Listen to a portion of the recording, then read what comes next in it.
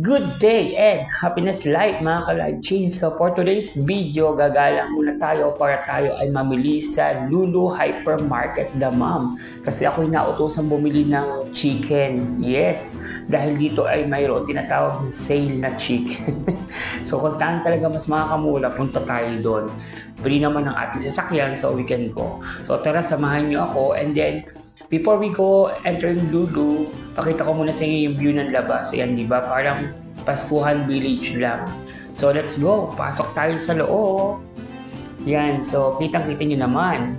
Meron nga pala ngayon na free vaccination para sa flu. So, pupunta ka lang dyan. Then afterwards, injectionan ka na para sa iyong free flu injection. Ayan, sabi ng security, pakita daw sila sa video. So, let's go up. Yan, so parang artista lang kaway-kaway habang nag-video. Yan, so let's go up mga ka-life change.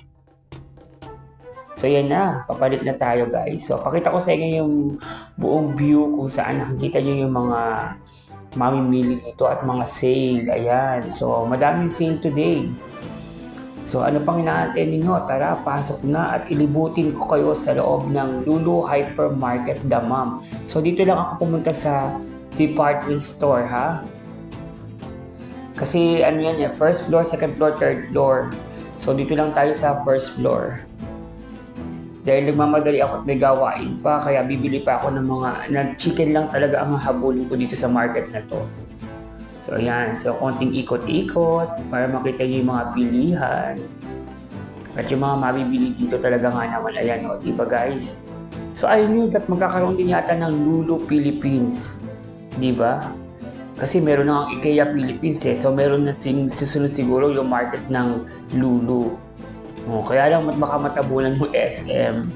Pero anyway, yan guys, so makikita niyo, ang daming mabibili. Basta marami kang pera, marami kang mabibili. So for the meantime, window shopping lang ako para makita lang niyo yung view ng supermarket na to. Ayun yung papalit sa second floor. So doon yung mga damit, mga appliances. Yan. So dito, nagkalat din ang mga fruits. Yes. May mga vegetable also, organic and non-organic. Yung organic, natural na tanim. Yung mga tipong non-organic, ito yung mga may mga inaangkat nila talaga. Yan. So, ayan, nakapack na siya. So, mura lang naman dito per kilo. Nakakabili ka ng mga 4 riyal, 5 riyal per kilo. Ayan, di ba? O mangga. Di ba? Ang lalaki. And besides, may watermelon, may melon. Ayan, at may kompleto naman sila talaga. One-stop shopping center ang Lulu Hypermarket.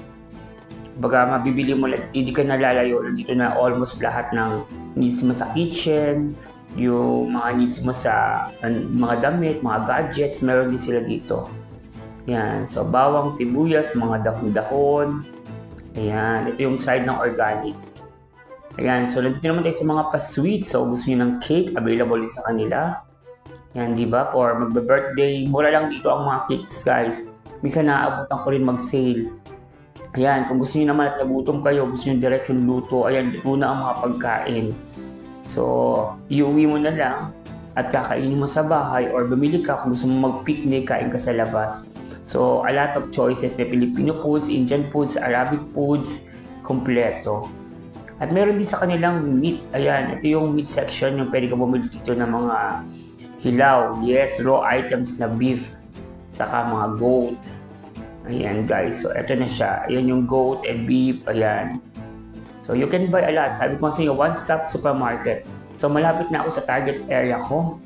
Ito lang talaga yung hinanap ko dito sa area na to. Pinakita ko lang sa inyo yung buong view ng department store ng Lulu sa first floor ang supermarket. So here we go. Ito na talaga ang hinahanap ko. Chicken lang talaga. Sa dami ng pinuntahan ko, chicken lang talaga yung bibilin ko. Hinanap ko yung liver at hinanap ko yung mga chicken part na masarap i-adobo para maluto ni Rainier ang adobo ni Rainier. Ayan, so guys, so ayan na siya. So nakita ko ni chicken, medyo may iba, may kamahalan. So doon tayo sa may mga pangmasang presyo. Ayan, natagpuan ko na. So see you at the counter. Ayan, nakabili na tayo. Thank you for watching. Don't forget to subscribe. Salamat!